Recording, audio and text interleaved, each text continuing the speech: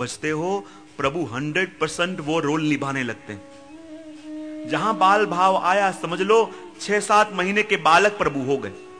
और बालक का एक स्वभाव होता है, वो कोई वस्तु किसी के संग शेयर नहीं कर पाता। बालक का, छोटे बालक का स्वभाव होगा, 2 छोटे बच्चे भी होंगे तो कहेगा कि पप्पा किसके, कि मम्मी किसके, दोगे कि नहीं सिर्फ मेरी। ओके, अपन दोनों के पप्पा हैं, अपन दोनों की मम्मी, सिर्फ मेरी। छोटे बालक का ये लक्षण है कि वो कोई भी अपनी प्रिय वस्तु किसी से बांट नहीं सकता। लेकिन अपन को जब बटा हुआ प्रभु देखते हैं, और सबसे अधिक श्रम प्रभु को तभी पड़ता है कि जो मेरे आगे अपने होने का दावा करता है, जिसको मैं अपना मानता हूं, जिसके ऊपर कृपा करके जिसके माथे में विराजता हूं, लेकिन ऐसे जीव ही जब बटे हुए हों, तब फिर प्रभु कैसे सुख से विराजे। इसलिए तो कह दिया, आप सेवा करी सीख वे श्री हरि, भक्ति पक्ष वैभव सुदृढ़ की धो, आपनी लीला ते वदन पोते कही, उच्चार आनंद अधिक दीधो। और मानो जिसकी कथा और जिसकी सेवा करने का सिखाया, वो भी गुसाई जी, वो भी प्रभु, और यहां जो गुरु के रूप में पधार के सिखा रहे हैं, वो भी वही प्रभु हैं। पर अपने स्वरूप को प्रभु के अलावा और कोई नहीं जान सकता, प्रभु की कथा को प्रभु के अलावा और कोई नहीं जान सकता। और इसलिए प्रभु की कथा का प्रचार करने और प्रभु की सेवा का प्रचार करने प्रभु स्वयं ही गोसाई जी के रूप से पधारे। और इसलिए तो कहते हैं, जब पद्मनाभ दास जी भागवत कहीं कर रहे थे, सुंदर कथा आप कर रहे थे, वहीं सामने आके श्री महाप्रभु जी खड़े हो गए। और जहां प्रसंग पे व्याख्यान करते करते पद्मनाभ दास जी ने विराम किया, श्री महाप्रभु जी ने कहा, पद्मनाभ दास, ये प्रसंग को थोड़ा और खोलो और प्रकट करो। पद्मनाभ दास जी और बोले, कहा इस प्रसंग को अभी थोड़ा और खोलो, थोड़ा और बोले। श्री महाप्रभु जी कहते हैं, अभी भी इसमें काफी गहराई है, और खोलो। पद्मनाभ दास जी तो खड़े हो गए कि जो शुक ने कही सो मैंने कही। सुखदेव जी ने जितना कहा था इस प्रसंग के बारे में, मैंने अक्षरशः कह दिया है। अब इससे कुछ आगे हो तो प्रभु आप पधारो और आप ही वर्णन करो। पद्मनाभ दास जी नीचे आके बैठ गए, और जहां श्री महाप्रभु जी आके आचार्य पीठ पे विराजमान हुए, और जहां उस प्रसंग पे बोलना प्रारंभ किया, 2 घंटे, 3 घंटे, 4 घंटे, 5 घंटे, जैसे जैसे महाप्रभु जी बोल रहे हैं, और पद्मनाभ दास जी झुकते जा रहे हैं, झुकते जा रहे हैं। और जहां श्री महाप्रभु जी ने विराम किया, पद्मनाभ दास जी ने साष्टांग दंडवत प्रणाम कर लिए। सब लोग कहने लगे, अरे पद्मनाभ दास जी, आप तो कह रहे थे कि जो शुक ने कही सो मैंने कही, जितना जितना सुखदेव जी ने कहा वो सारा मैंने कह दिया, तो ये जो श्री वल्लभ ने कहा ये सब कहां से आया? पद्मनाभ दास जी कहते हैं, मैं तो अभी भी कह रहा हूं कि जितना जितना सुखदेव जी ने कहा था वो सारा मैंने कह दिया, पर जिसकी कथा ये कह रहा हूं वो स्वयं आके अपनी कथा अपने मुख से कहने लगे तो उसको तो कौन पहुंच पावे। ये तो जिसकी कथा में कह रहा था वही स्वयं आ गए हैं, और उनकी लीला, उनके वर्णन उनके मुख से करने लगे, तो उसकी वाणी को कौन पहुंचे। तो वैसे ही जो नंद नंदन के जिनकी सेवा कर रहे हैं वो भी प्रभु, और जो गोसाई जी के रूप से आके उनकी सेवा सिखा रहे हैं वो भी प्रभु। आपनी लीला ते वदन पोते कही, और अपनी लीला ही आपने मानो अपने मुख से गुरु के रूप से आके कही।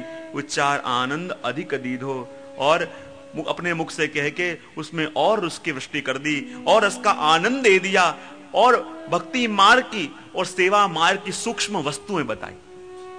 क्योंकि देखो, अपने वहां कहते हैं ना कि जिन जिन के घर में भी ब्रह्म संबंध है और ठाकुर जी की सेवा विराज रही है, वो सारे नित्य लीला के प्रभु के जीव हैं। तो वो जीव भी 4 प्रकार के। अपन सब कहते हैं कि अपन सबके घर में ठाकुर जी विराजते हैं, सबके घर में प्रभु की सेवा विराज रही है, और जिन जिन के घर में प्रभु की सेवा विराजती है उनमें 4 प्रकार के जीव हैं। आप देखना, सब लोग सेवा कर रहे हैं, पर कुछ वैष्णव ऐसे होंगे घर में सेवा विराजती है, पर ठाकुर जी की पान घर की सेवा करनी अच्छी लगे, साग पान सिद्ध कर दें, साग भाजी सिद्ध कर दें, ठाकुर जी के मनोरथ हुए तो सजावट की सेवा अच्छी करें, पर श्रृंगार में और सामग्री अरोगान में इतनी रुचि नहीं आवे।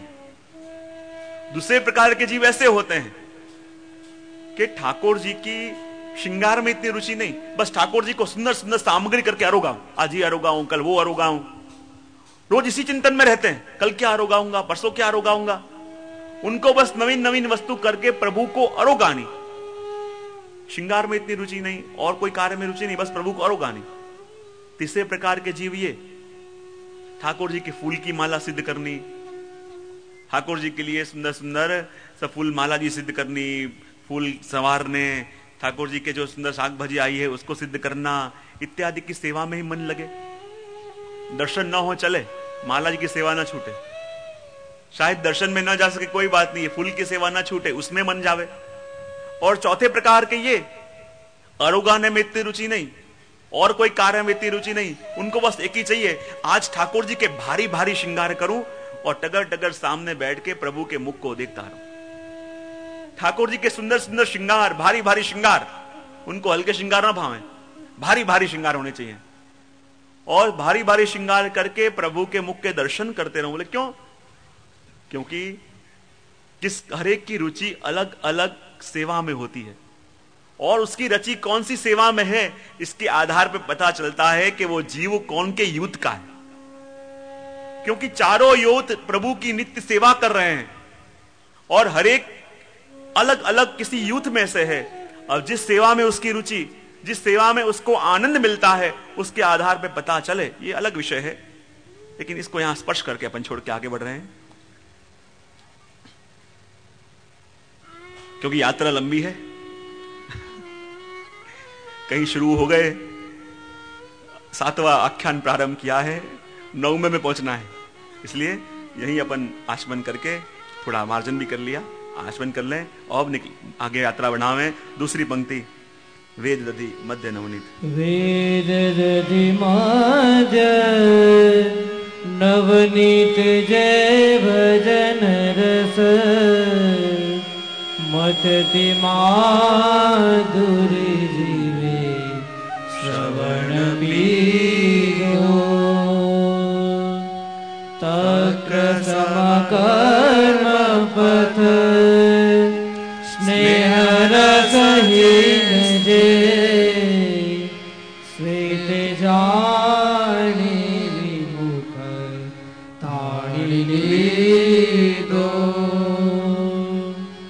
वेद दधि मध्य नवनीत जय भजन रस,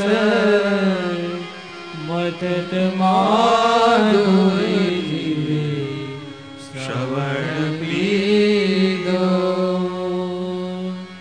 तक्र समकर्म पथ स्नेह रसहीन जे, श्वेत जानी मुख ताड़ी लीदो। वेद दधि मध्य नवनीत जे भजन रस, मथित माधुरी जीवे श्रवण पीधो, तक्र सम कर्म पथ स्नेह रसहीन जे, श्वेत जानी विमुक्तानी लीधो। इसमें क्या बात कर रहे हैं? वेद क्या है? तो कहते हैं वो मानो दही समान है, और वेद रूपी दही का